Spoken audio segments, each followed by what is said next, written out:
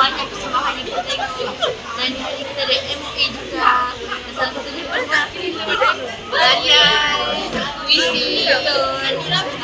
Saya lupa nama karya yang terputus-putus tu. Sampai kita panggil DK. Betul. Saya sangat impress, sangat kagum dengan suasana di Aceh.